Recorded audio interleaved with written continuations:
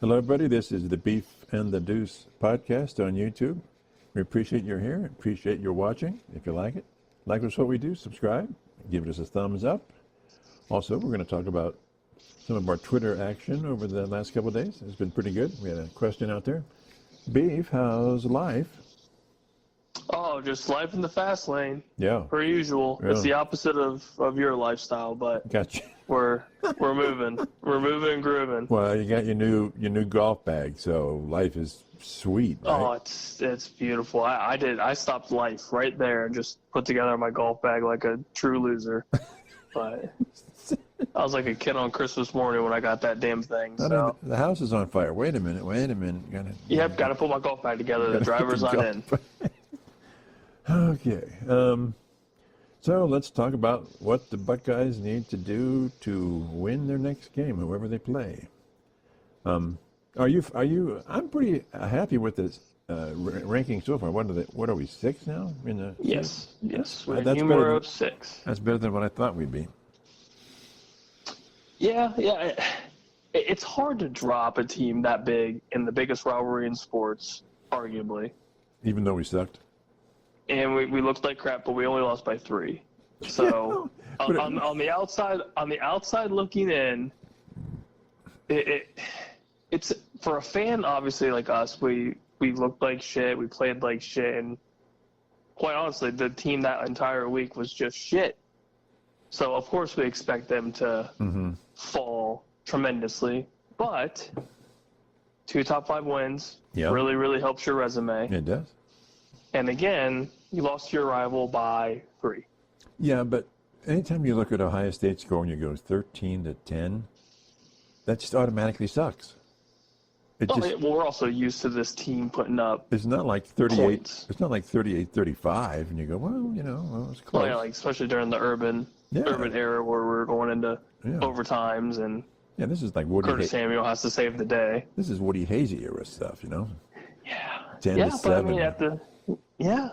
But I mean, it's the rivalry. I mean, it's tough to. Man, you are. Homer. Outside of the urban trestle eras, we were just spanking them. I'm so disappointed. You are just totally giving up on it, man. Anyway, okay. So what do they have to do? So apparently in the press conference, Dave was saying they need to buck up the O-line. We all know that, but I still think it's a coaching issue between. He needs to talk to himself and he needs to talk to Chip, because if the O-line isn't working, you pass the ball. Anyway, that's my take. Go for it. Well, I'll bring up Bobby Carpenter's point this morning because it kind of goes into this. It's a question within a question. Or I guess a statement, however this is going to end up. Within a statement and a question within a question. Yes, it's just words. Lots of words. It's just a lot of words and possible outbursts out of you. Okay. So this morning or yesterday, whenever I was awake doing whatever I do. Yeah. Hard to say. Being a dad. Yeah. Just constantly awake. Yeah. He mentioned something along the lines of, you can't blame the coaching staff for everything, which intrigued me because the entire week it was fire Chip, fire Day. These guys are absolute trash. Blah blah blah blah. Which, for the most part, they're right. Like this is bad. This is an embarrassing showing. But then he goes into like breaking down the game as he usually does, which I take a lot of what he says to heart because he knows what he's talking about. Yeah, he has credibility. He's been in the pros forever. He's been around the program forever. Yeah. He's one of the best linebackers to play in OSU history. If you look at the line, he's not the best, but he's definitely one of the all-time good, if not great, linebackers. Okay. Him and Hawk and Schlegel, whoever. There were a few before them, but go ahead. Oh, absolutely. But in recent history, I guess you could say. Recent history. Your history. Okay. Yeah, my history. For you, you've got just about everybody. Just about everybody. But he explained that I want to say towards the end of the game, it was the 3rd and 8 like draw play, which everyone was just like, what the hell is this? Mm-hmm. And he breaks it down and goes, that was a great play call, and explained if the O-line did what they were supposed to do, whoever was in the backfield at that time, I want to say it was Quinshawn, He had just a gaping hole to go through and score a touchdown. If the O-line did it because the defense did what that play call was supposed to do to them. Right. And the O-line blew it. Right. And then explain a couple other plays. You know, I think it was another draw play, maybe even like a sweep play on the outside. He was like, the defensive scheme did exactly what the O-line wanted it to, and they blew it. The O-line absolutely blew it. So, no, obviously that's not the entire game, and a lot of the play calling was questionable. Don't get me wrong, but when he mentioned that, I'm like, well, yeah. I mean, you can't really say that he's wrong in that. But the caveat, at least to me, was the rushing attack was still not working. And we tried to pound the ball down their throats like 20-something times. And there was nothing going outside of Quinshon's one big run or two big runs. Right. Right. And then him explaining what could have been. Like, that's all fine and dandy, but at the end of the day, it wasn't working. Right. So pass the ball to the top 3 receivers in the nation. Yeah. Yeah. That would have been my argument to him was, if that's not working, throw the ball. Because they don't have their top corner, and they sure as hell can't stop all 3 of them at the same time. Right. They can't stop Tate, Emeka, and Jeremiah Smith. There's no chance. Yeah, and our tight end. Oh, God, yeah. Pick and choose. Or just a screenplay. Yeah. What an concept. I mean, anything would have been better than the, 15 draw plays that they tried to run. It was just hell. But it was a different perspective on it, which I appreciated, because a lot of it was, trashing Day, trashing Kelly. And, I mean, to an extent, yes, it is their fault. Most of it.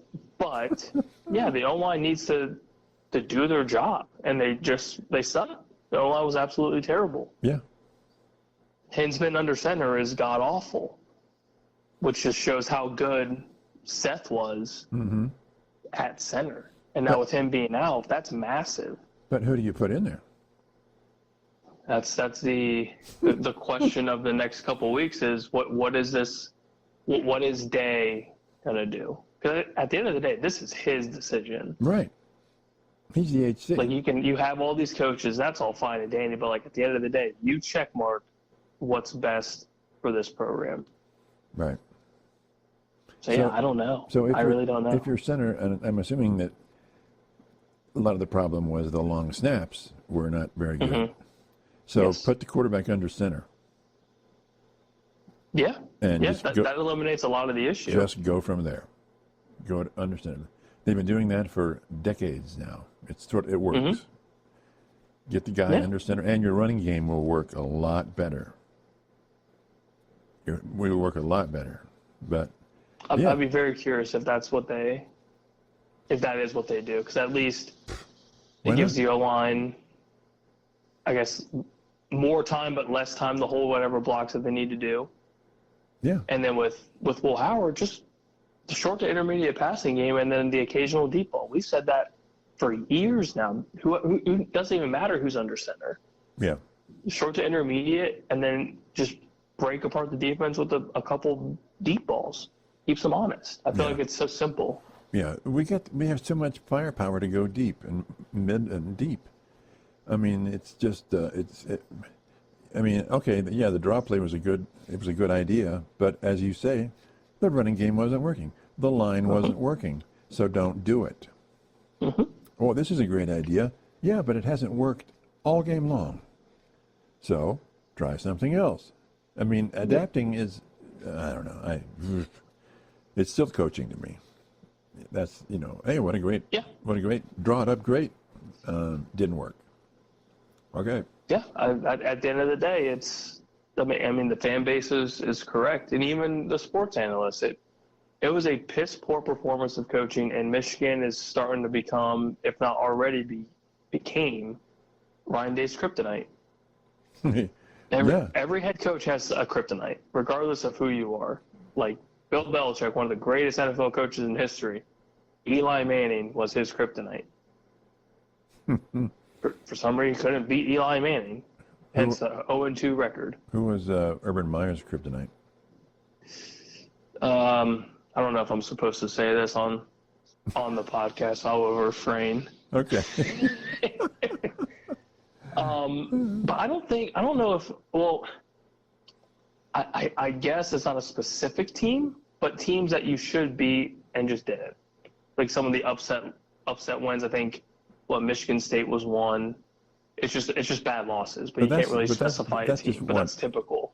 Kryptonite, you're talking Ryan Day has lost 4 in a row.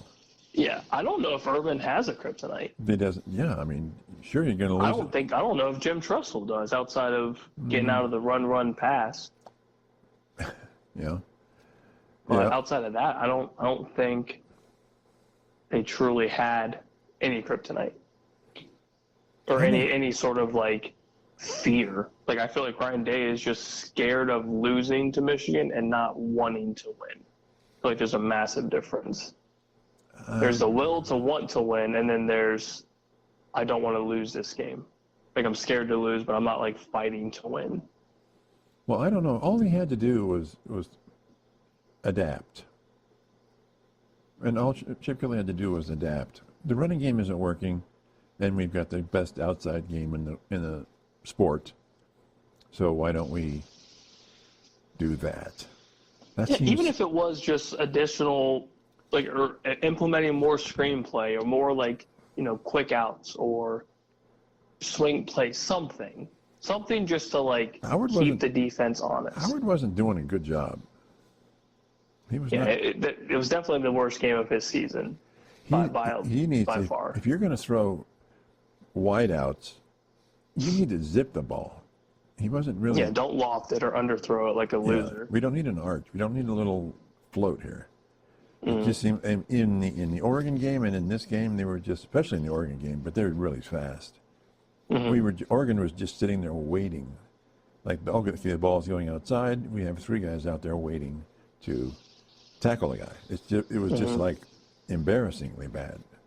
And I'm still convinced that he wasn't all there after that hit.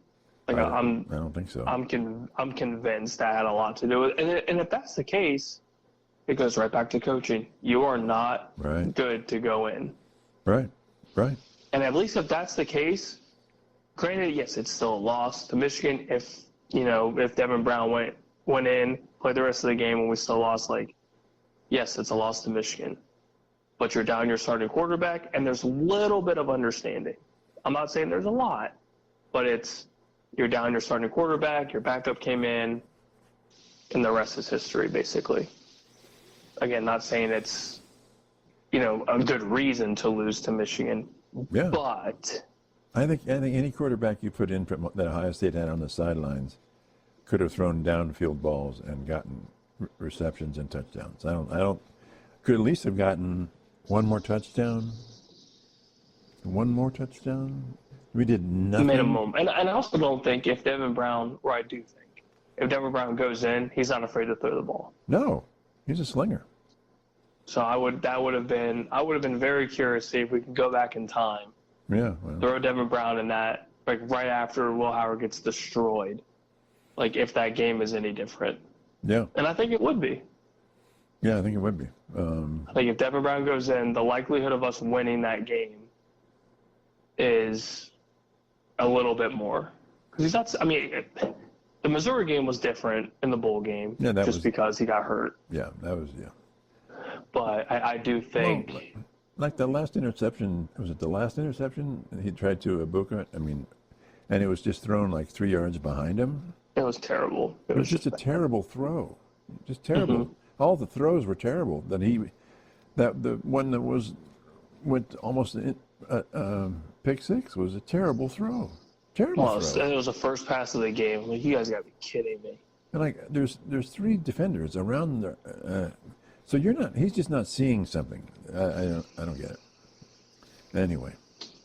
Yeah, could be the pressure of the game, which is very fair. Yeah. But at the same time, you're a Division I quarterback at The Ohio State University. And whatever you're being paid to not screw up. Yeah, you're being paid to win. Yep. At the end of the day, you got paid $1 million something to beat Michigan. Yeah. At the end of the day, that is what matters. If anything matters, it is beating Michigan, and we haven't done it what feels like forever. Mm-hmm. And Yeah. it's not going to get any easier next year, especially them getting Underwood as quarterback. If he starts as a freshman, we're not playing them next year. Yeah, that's also true. Yeah. We don't play For them now, for the at next least. couple We'll of see. years. Yeah, which is Yeah. But anyway, We will see. So yeah, no more kryptonite for Day. Could save his job. Good. It could very well save his job. And it's interesting in that press conference that there's confidence in his voice that he's back next year. Chip Kelly's back next year, and there was no worry in his voice, what I thought was kind of weird. Unless they've already had the talk with Bjork and all of that or whatever, but who knows? Bjork, he's new. He might just not want to bother with it right now. Mm-hmm. Because getting a head coach for Ohio State is a huge, huge, huge undertaking. It's just not. Yeah, and your career or your employment is going to be under scrutiny if it goes to hell. Oh yeah. So, that makes sense. Yeah. I mean, it's not like West Virginia just fired their head coach, right? Just said, "Oh, you're gone." A lot of people fired. Purdue fired theirs. Yeah. UCF is looking for a new head coach. I mean, the list goes on. Michigan fired their OC. Like, come on. You guys beat Ohio State? Sweet. You're fired. You're fired. Yeah, because you threw the ball for under 70 yards. And we lost. Yeah, that's what's embarrassing. It still hurts. Yeah. There's no excuse. Anyway. So what do they have to do? Who do you think you're going to play? For the CFP? Yeah. My guess, and from everything that's kind of been popping up, it looks like Tennessee. You think we'll end up being seeded six? I don't know, because it gets a little. There's so much that goes on this weekend, where we could be as high as 6, we could be as low as 9. Okay. And that's if everything goes according to Vegas with all the favorites. If the favorites win, then I believe we go to 9, and then we would play Tennessee at 8. Or no, they would be 9, we would be 8, however the hell it is. So we would play Tennessee. Yeah. But yeah, then it gets weird. Like if Penn State somehow beats Oregon, which I don't think they will, then I believe Oregon goes to 5, like Notre Dame's 6, and it's all weird. So who'd be number 1 then? Georgia? Or Penn State? It's very possible. Penn State. It's very possible. Oh, that's a team. Because they would have the best overall record. So where does with 1 loss? What do you think Indiana sits in there? Are they going to be at 12 or? It looks like Indiana's sticking around that 11-12 area. Okay. Which is, I mean, that's fair. No conference championship, 1 loss, like they should be in. Yeah. So then where does let's just talk Alabama then. I was very skeptical of Alabama getting in, but then Joel Klatt had a really good video of why they were better than South Carolina, Miami, and Ole Miss. And I'm like, okay, it makes sense. They're better than those 3 teams, which are really the only other competition to get in at this point. Just from strength of schedule and opponents and all that stuff, it looked pretty good. So I'm assuming, and everybody loves Alabama, so I'm assuming Alabama is in the playoffs. So are you good with that? Yeah, I mean, and there's been a lot, because I love my Twitter world. 9-3. 9-3. Yeah, but the strength of schedule just benefits them. The big wins benefit them. Yeah.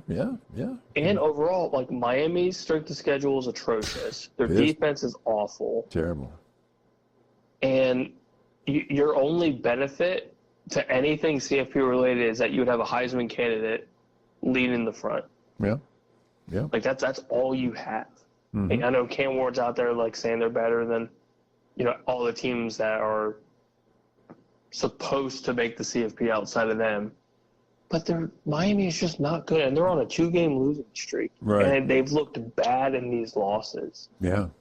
I mean, Kyle McCord lit Man, Yeah, and good for him. and but that doesn't tell you anything. Like a mediocre Syracuse team just destroyed you. Yeah. Yep. So I mean that says something. Yeah. And it's all about what have you done lately, not what have you done early on in the season. Yeah. Typically, it's Late who's losses. hot right now. Yeah, late losses are the worst. Yep. So it doesn't benefit them. I mean, it's the same thing with SMU. Like if SMU loses the ACC championship game, due to their strength of schedule, they are on the outside looking in. Mm-hmm. If they lose, now if they lose a close game, then that, who knows? Yeah. But it's the same thing with like UNLV, Boise State.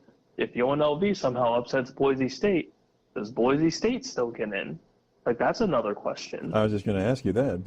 Let's assume Boise State loses. You've got basically UNLV, they'd be the conference champion, but AAC, you've got Tulane and Army playing. Mm-hmm. So people are talking Tulane at 9-3. It's possible. I still think Boise State gets in though if they lose. Even but if they barely. lose? Yes, I say somehow, some way they sneak in. So they're going to get okay. Then UNLV gets in and Boise gets in, right? Mm-hmm. 2 from the Mountain West. It's very possible. You're crazy. You're crazy. They're never going to do it. Who would you want? So my only thing is, I think the benefit for them, they would have to lose close. If they get blown to pieces, then I think that changes a lot. But I think if it's a close loss, like 1 to 3 points, I think now, I could also be insanely wrong, which most of the time we are insanely wrong about everything. About everything. We are. Who doesn't want to see one of the Heisman favorites, if not the favorite, depending on who you are, if it's Travis Hunter or Ashton Genty? So who gets bumped? You don't want to see him on the big stage? Who gets bumped out? Because somebody has to get bumped out at this point. UNLV is in. They got to kick somebody out. Indiana gets kicked out? It's possible. I'm not saying it's right, but it's possible. For Boise? They could. Man. We have seen crazier, and you know this. Yeah. Well, yeah. When we saw undefeated Florida State team not get in the 4, and you saw the chaos that was. Yeah. But okay, but now, do you agree with that? I would say Boise State's. Well, because right now you've got. We'll just go through the 12 just to help everybody out because it's all just wild. Mm-hmm. So Oregon, Texas, Penn State, Mm-hmm. Notre Dame, Georgia, Buckeyes, Mm-hmm. Tennessee, SMU, Indiana, Boise, Bama, Hurricanes. Yeah. There's your 12. So my guess is Miami is just not going to get in. So they bumped Miami for Boise? And then what sounds crazy, Boise State's schedule was better than Miami's.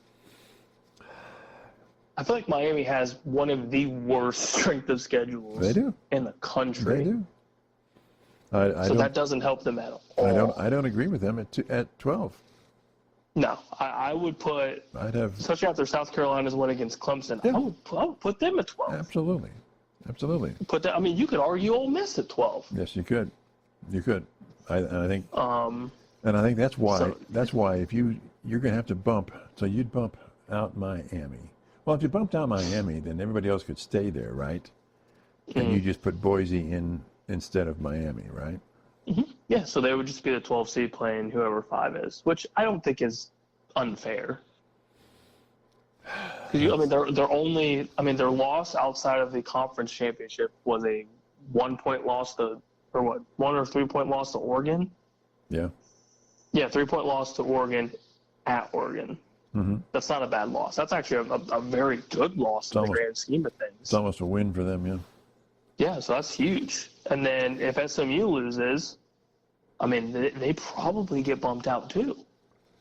So in that case, does South Carolina squeak in? Does Miami squeak in? But Clemson would take the SMU spot, right?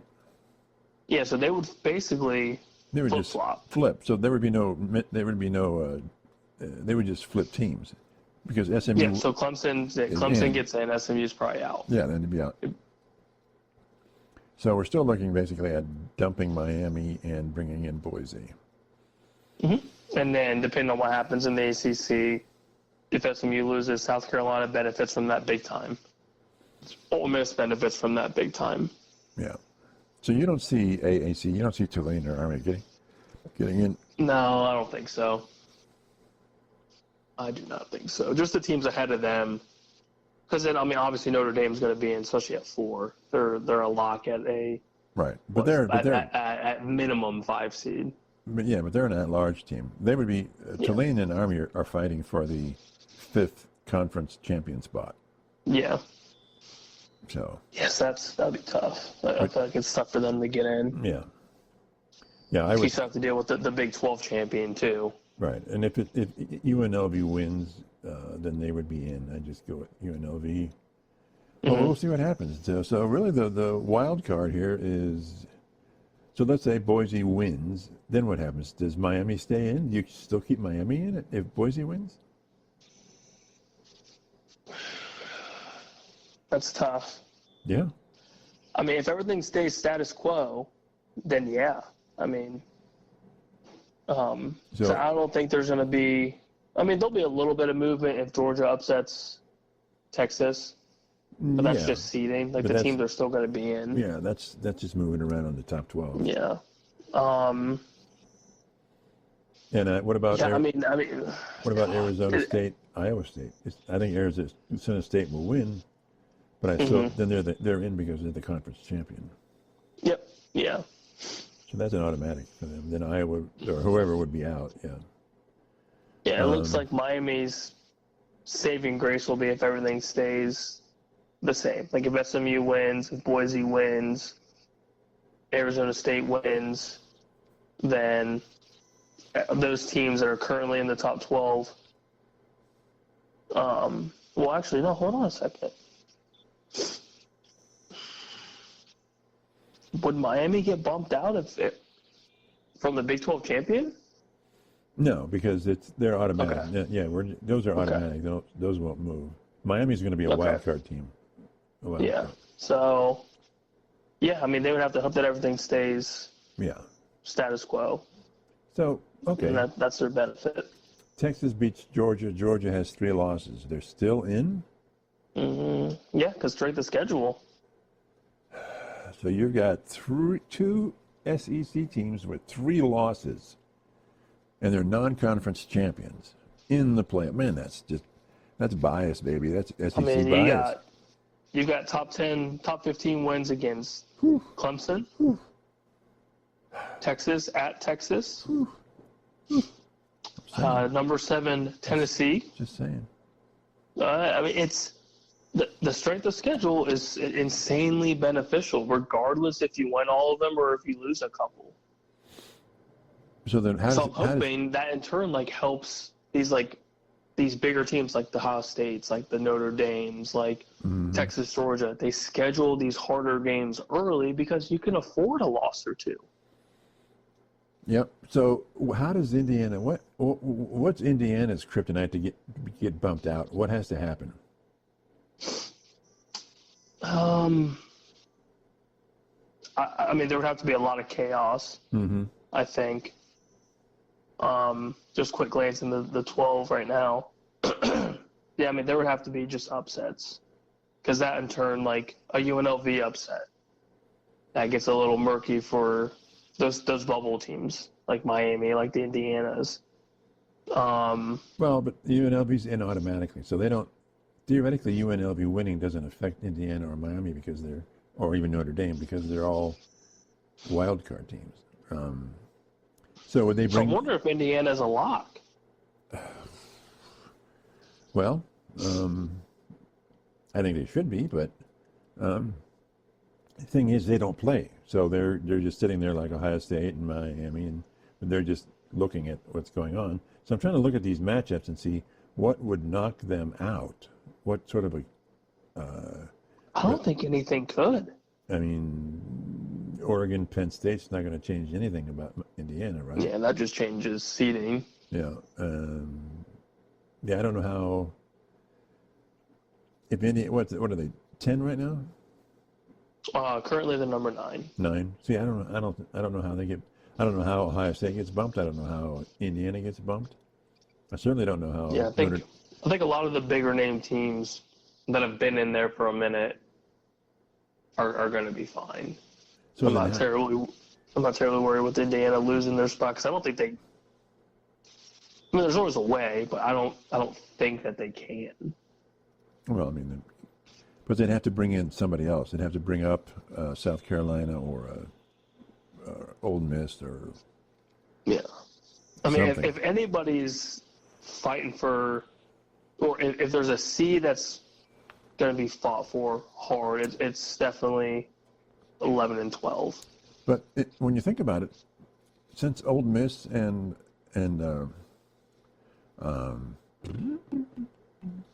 South Carolina aren't playing, they can't win and sort of get themselves bumped up. They're sort of static as well. They're all just sitting around going, well, whatever.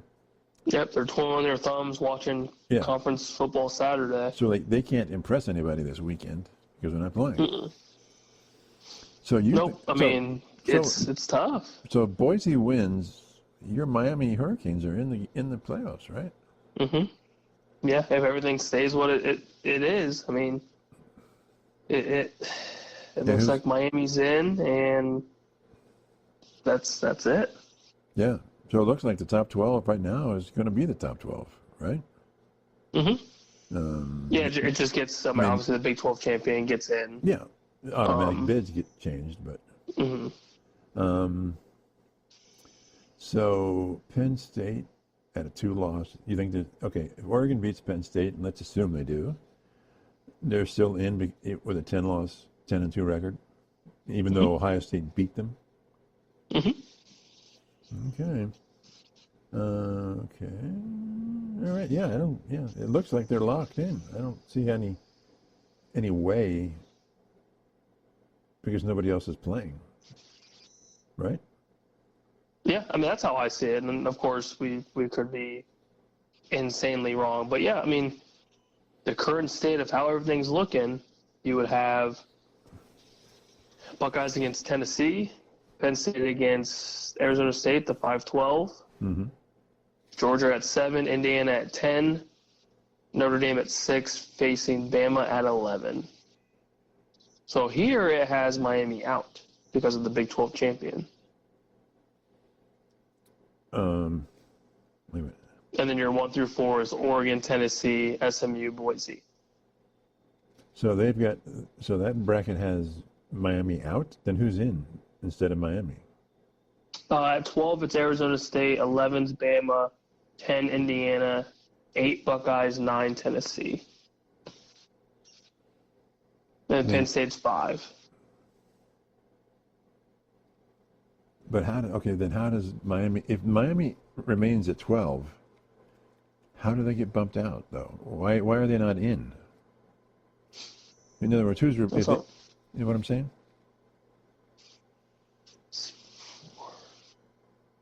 Yeah, I mean, it's 12 teams. So I'm looking to see who do they gets have them bumped out.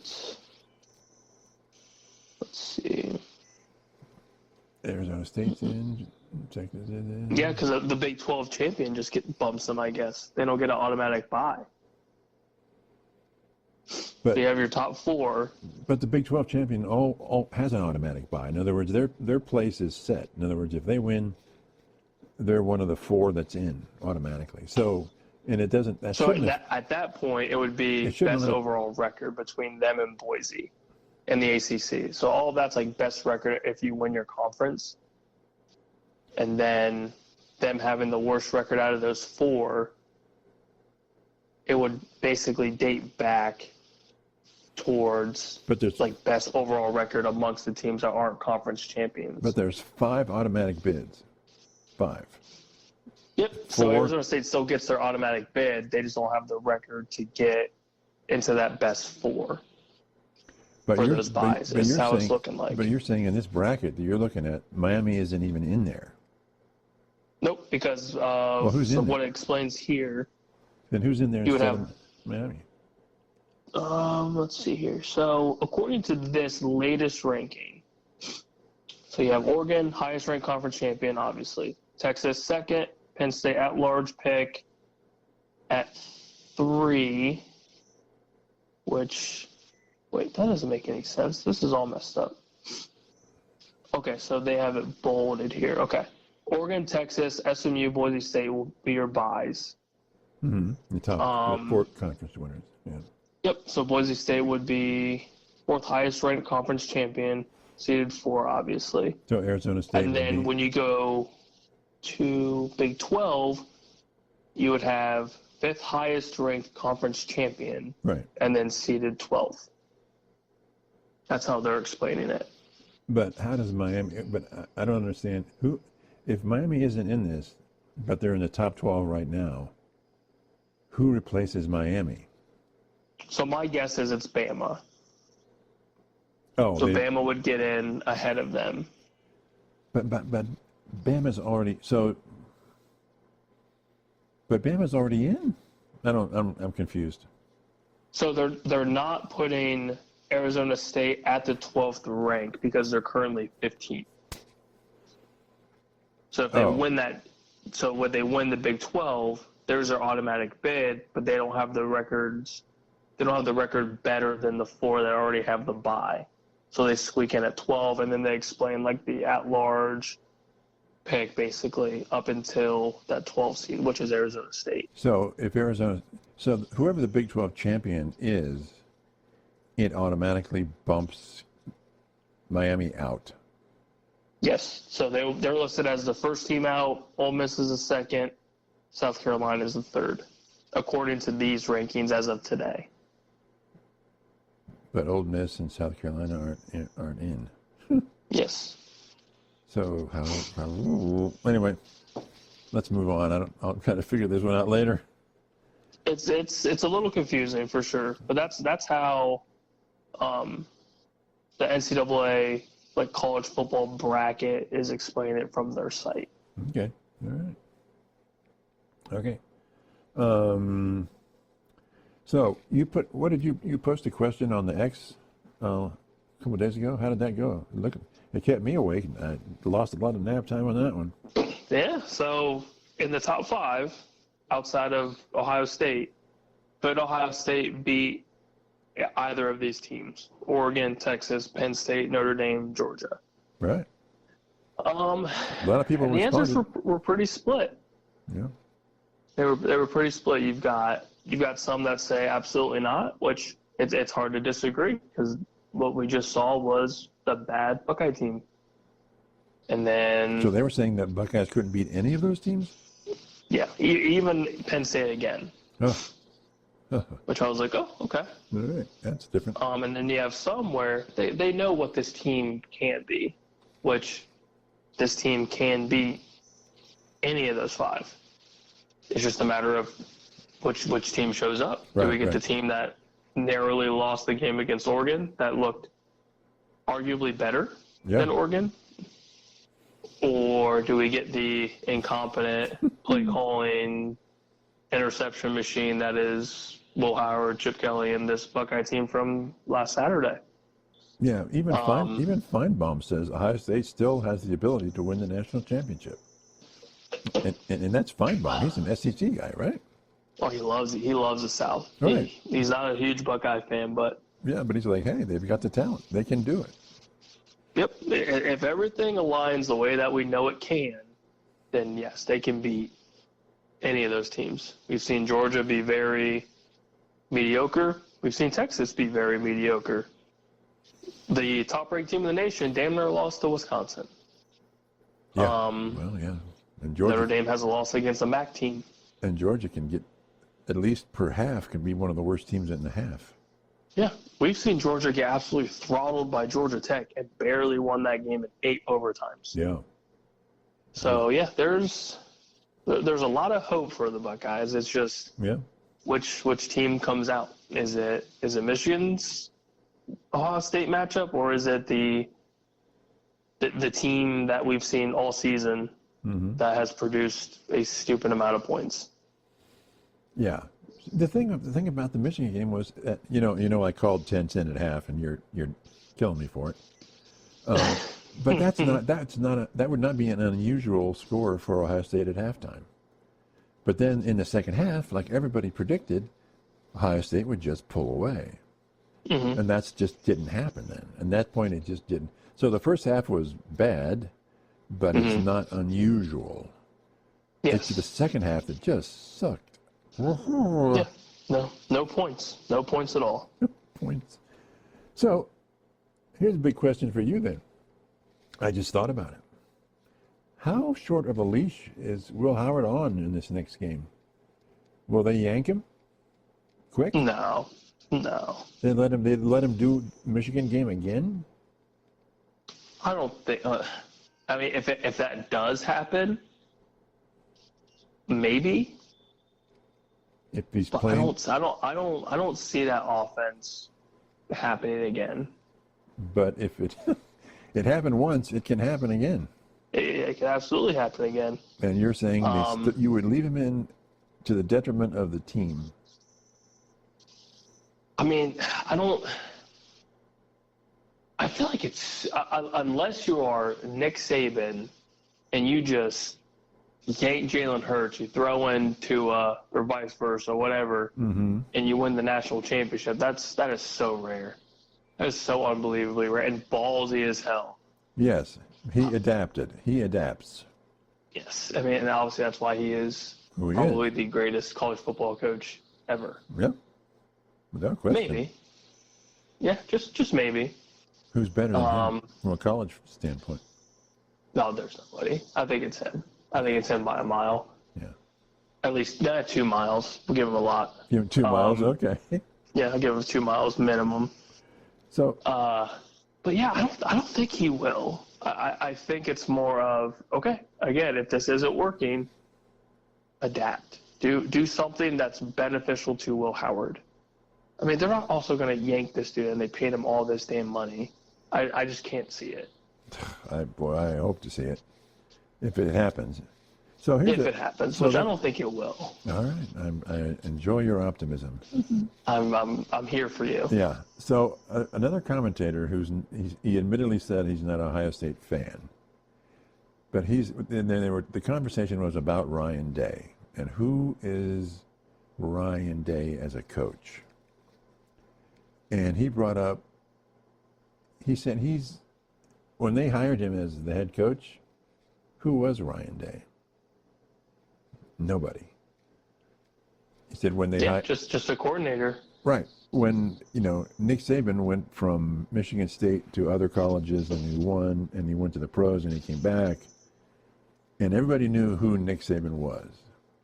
When Urban Meyer came to Ohio State, he wanted to coach at Ohio State, and he went to Bowling Green and he went to Utah or Boise, and then he went to Florida. So when he walked in, he goes, "Guys, I know what it takes to win. This is my way, and we're going to win." And that's what Saban did. And that's what even Woody Hayes did. And that's what Jim Tressel did. He was a 4-time national championship in the division he played in. He walks in and goes, "This is the way we're going to win. And this is who I am." And other, even Dabo and even Kirby Smart, they all had this up the ladder approach to get to the top. Ryan Day did not do that. And so who is Ryan Day? Is he the guy that can get you across the finish line? Or maybe not? Who do you think he is? I'm trying to be optimistic. You certainly are. That he is. You certainly are. That he is the guy, but we haven't seen really anything that's super impressive outside of the overall win percentage. Yeah.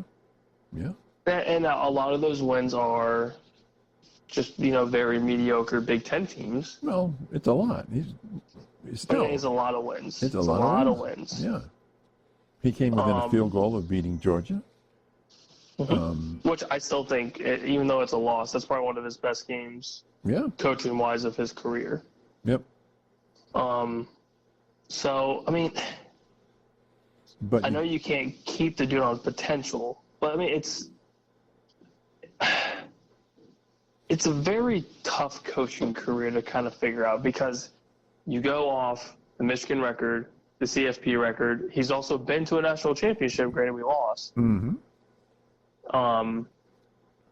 But he's gotten us, to the promised land. So he knows what it takes to he's get gotten there. us close to the promised land. The promised land. Yeah, we haven't done it yet, but he knows what it takes to get there. He knows how to get close.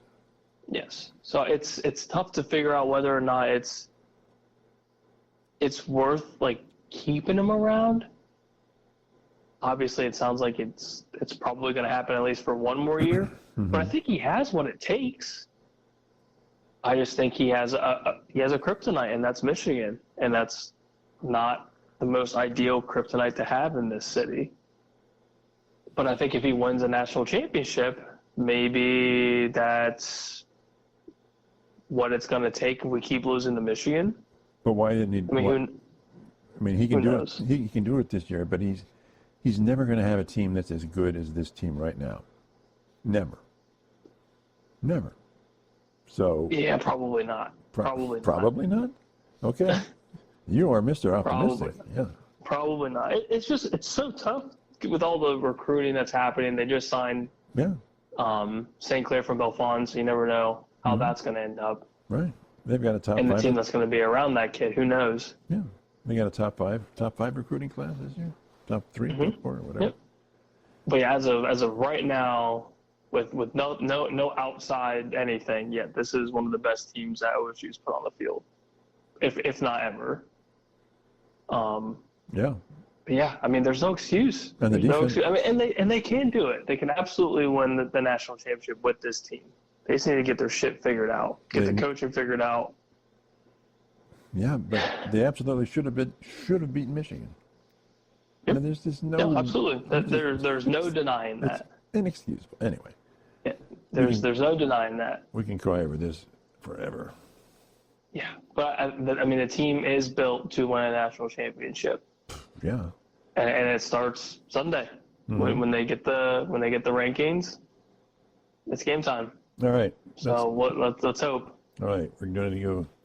Beef predicts. Beef predicts. Clemson versus SMU. Who takes it?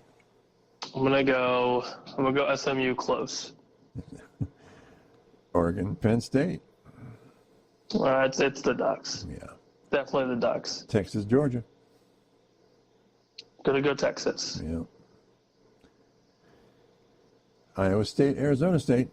I like me some Arizona State. Yeah, go Sun Devils. Yeah. Boise, UNLV.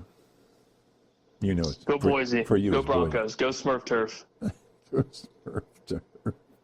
Okay. Anything else for the college playoffs this weekend? Or the championship series this weekend? It's going to be some good football. It's going to be some really good football, especially Saturday with the 4-pack. While we're talking about it, does Army beat Tulane? No. What? No, I don't think so. You're still going Tulane, okay. I'm gonna go Tulane. All right. Now it would be cool if Army won. That'd be awesome. Yeah. But yeah, I don't think so. Who do you think wins an Army Navy game? I'm gonna go Army. Yeah. Gonna go Army. Yeah. I can't wait for that game either. Watch it every year. That's always great. Mm-hmm. Professional football. Having seen the hit on Lawrence, that was a vicious hit that reminded me of my playing days. I mean, he just took his forearm and hit him in the face. Yep. I think 3 game suspension is very, very light for what he did. It wasn't even. Is that even targeting if you hit someone with your forearm? Not technically, right? Well, I mean, it's assault. It's assault, yeah. Oh, yeah, absolutely. It's assault. It's as bad as targeting, but yeah. Yeah. I think so. The only thing I have with that hit, and football is such a fast-paced sport, as the late slide. Everyone that watches it, plays it, they all know. Mm-hmm. And Tom Brady made this point too, where at some point, quarterbacks need to be held responsible, liable, however you want to put it, for rushing outside of the pocket. Yeah. And to some extent, and this is also coming from the guy that would get smacked around and would look at a ref for a call. Mm-hmm. He's not completely wrong in the sense that, like, at some point the quarterbacks need to be treated more so like a position player, like a running back, like a receiver. Yeah, you're running and you have the ball. Because if you're going to run, you're going to get smoked. Mm-hmm. I mean, that's just the nature of the game. I'm not, condoning, this hit on Trevor Lawrence to say that, it's not worthy of this suspension, because it was definitely insanely violent. That was bad. Yeah. But it's just so tough to tell a defensive player you need to basically stop when you're going full speed, and it's just a bang play. So if Trevor's sliding and you're already going for the tackle before he's sliding, and your forearm does hit him in the face, like it's hard to tell whether that was purposeful or not. But he clearly led with his forearm. But he led with it. In that sense, like, he led with it, and that's what gets you you're out of here for 3 games. But it's also hard to say if it happens again to, like, another player does it to another quarterback, depending on who it is, or actually it doesn't even really matter who it is. Even if it was accidental, you're always going to get blamed for it. So that's kind of where, like, Tom Brady's thing comes into play. It's like, not all of these are going to be egregious hits, and sometimes it is 100% accidental because it's a bang play. And as a defensive player, you're going downhill, full speed ahead, especially if it is like a 3rd and long or something. And if you're a quarterback, you're making a decision to run outside of the pocket to where now you're a running back. Yeah. Like, you're going to get smoked. Yeah. So it's just tough. It's tough to figure out where the fine line is, because football is a violent sport. You're making a decision to run outside the pocket as a quarterback. As a defensive player, there's your green light. Like, here we go. So if this was a running back instead of Lawrence, and the same thing happened, is that against the rules? I don't think he gets a suspension. I think he gets fined, but I don't think he gets a suspension. He gets fined for what? Leading with his forearm? Yeah, like a targeting fine or whatever they do now. But I don't think forearm is targeting, is it? The targeting is the head. Targeting is the head. Yeah. Well, it's anything like above the shoulders, I think, or above the shoulder pads with any part of your body. I think that's considered the targeting penalty. Even if you're a running back, because the running backs get smashed in the head all the time. Exactly. And that's where it just gets – well, and the thing is, the rulings are never the same. Right. That's the other hard part. Like, you get this Trevor Lawrence call, which everyone knew the second to happen, like, oh, that dude's screwed. Like, absolutely screwed. Yeah. But then you see some where it's like, there's no penalty, or there's no fine, there's no this. Like, what the hell is going on? So it's just so inconsistent that you can't really have a right or wrong opinion, because you never know what is right and what's wrong. Yeah. Outside of this Trevor Lawrence hit, which, again, everyone that was watching that game definitely cringed. I know I did. Yeah. But it's just tough, because you can't not make football a violent sport, because then you completely discredit the entire game of football. Like, you signed up for this sport. This sport is known to be insanely violent. Yeah. You can't take all of that away. Yeah. So that's where I, like, with Tom Brady's point, like, I agreed with it for the most part. Like, yeah, you're deciding to do this. The repercussions or the consequences are this. Yeah. You either stay in the pocket and don't run, or you run and realize, like, yeah, I could get smoked. And that's that. So I don't know. I feel like the whole protecting the quarterback thing is starting to get a little annoying, I guess, to put it blunt. Well, and it's just it's annoying. If he doesn't slide, what does the defender do? That would be stupid to lead with your forearm into his shin or something. In other words, he intentionally went for his head. He had to, right? Because if he doesn't slide and if he just acts like a regular running back. Yeah, then the arm goes into his chest. Or he wraps or something. I mean, he wouldn't do what he did if he was a regular running back. Yeah, and the thing that faults him is that he's had history of doing it, which is what leads me to believe that was, purposeful. Yeah. But to be devil's advocate, like, you never truly know unless you go out and say, like, I wanted to smoke this dude's face. But if you've ever played the game of football, that was intentional. Yes. You know I mean, for that, yes. But of course, I love being devil's advocate for you. But yeah, I mean, watching the game, that was bad. Definitely purposeful. I think it's well deserving of a suspension. I don't know if 3 games is fair or not. I mean, I think it's fine. I mean, you're still suspended in the midst of a playoff rush or a playoff run for the Texans. I mean, it definitely hurts them. So I think the 3 is fine. I'm sure he's getting a massive fine as well. Yeah. But yeah, I mean, and going back to the little quarterback thing, eventually something needs to be done to just stop giving the benefit of the doubt to the quarterbacks. Like, I get quarterbacks make you the most money, probably the most well-known players on each of these teams, but it's still football. But he slid. When he slides. No. For Trevor's situation, I'm not mad about it. Yeah. But I'm thinking just like generally speaking, like we've seen some pretty bad calls. It's like, are you serious? Like, quarterback gets pushed like by a second after the ball's thrown. Penalty. Give me a break. Yeah, especially in the pocket. Yeah. Yeah, like, give me a break. So I'm hoping that lessens a little bit. I doubt it will. But like the Trevor Lawrence, I'm not arguing that was a bad call. That was 100% Okay. terrible. All right. 2 interesting games this weekend, I think. Chargers Chiefs, Packers Lions. I don't think our when we talked earlier about our AFC wildcard contenders, nothing's changed really. Nope. They're the same ones. Chargers Chiefs. Who are you going for? Who do you want to win? And who do you think's going to? I think the Chargers can take this game. Well, with it being an Arrowhead, and West Coast teams usually don't play well in Arrowhead. It's going to be cold as hell.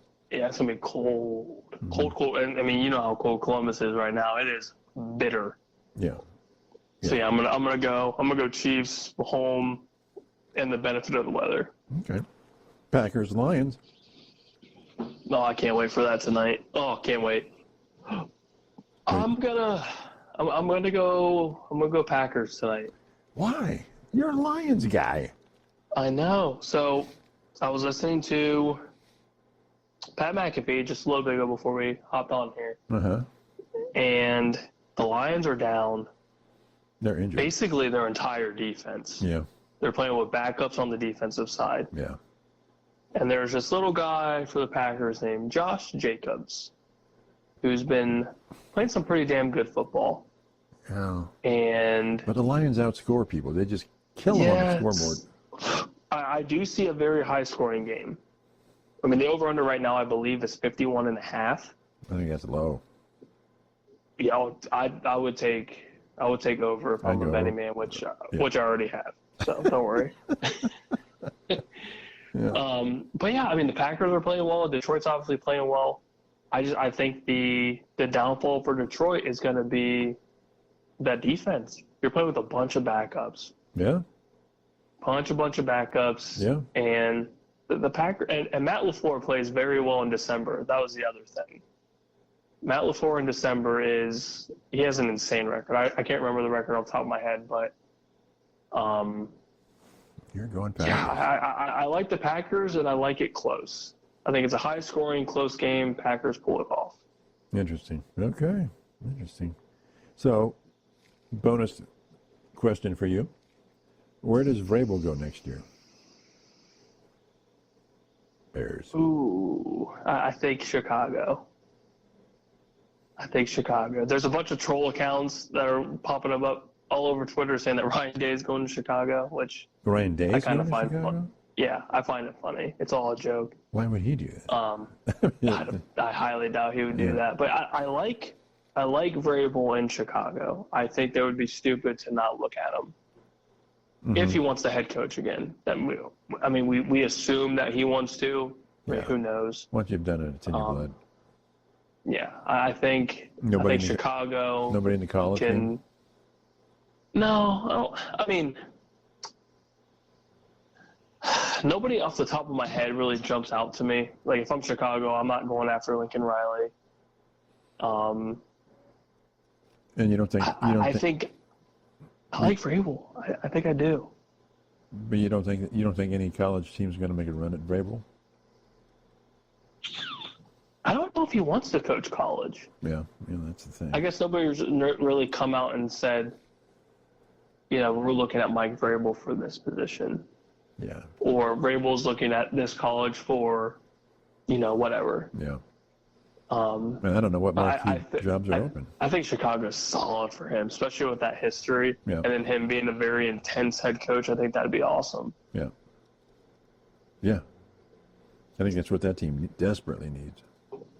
They need some big, intimidating figure, and it's not Matt Eberflus. That dude's a turd, obviously. So you don't think the Jets are going to make a run for him or anybody like that? I think they definitely should. I think if the Giants don't keep Vrabel should be a name. The Jets definitely need somebody. I feel like they fired Robert Saleh way too early anyways. They did. I mean, good for him from getting the hell out of there, but yeah. I think that was just very premature. And it wasn't even his fault. Like, that team is so damn bad. Yeah. Yeah. And you can't blame it all on Robert Saleh. I mean, the That's offense true. is trash. The defense is trash. Yeah. I get it falls on the head coach, and that's whatever, but it's not all him. No. Yeah. Yeah, I think Vrabel for any of those vacant or soon-to-be vacant spots, I think that would be an absolute steal. Because, again, he shouldn't have even been fired from Tennessee. Right. He had one bad season. I know. And they're like, yeah, you're out of here. Like, okay, see ya. Yeah. Pay me my money. I'm gone. Yeah, like, see ya, cool. I'll go and hang out in Cleveland for a little bit. Yeah. Go Browns. Anyway. Go Jameis Winston. Yeah. Mr. Passing yards in franchise history, Winston. And lost Good the for game. him. Lost the game. Yeah, 2 pick sixes do that to you, my guy. All right, we're done. Brutal. Now. We're done. Well, I said had to. Anyway, all right. So that's it for us. We'll talk to everybody on Sunday, and we'll have a lot to talk about. Okay? It'll be a big episode. Big episode. Yeah. Oh, yeah. See everybody later. Bye.